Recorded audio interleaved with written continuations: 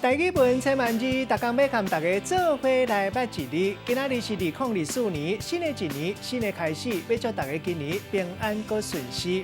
今仔日嘛是中华民国开国纪念日。今仔日要甲大家小解这一字，就是“记”，读过一记第二条。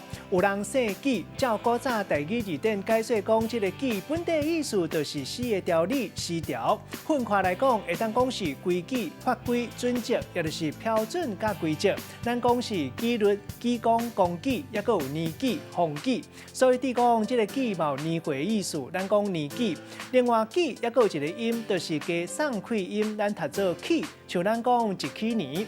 特别讲到纪念这个词，古早台语字典是写颜字边的纪念，因为本条是记，变调了，咱就惯势读做纪念。带大家做伙来小解这两个词。头一个读做纪年，也就是12年。咱一般真正民间是读做普遍讲一起年。第二个词读做纪纲，某人读做起工，本来是规律。纪纲的意思就是讲规矩，咱会当讲是照起工。也毋过即马某人认为讲，含咱即马讲的照起工是同款的语言，同款的来源。咱用一句话来举例，甲这两个词合做伙。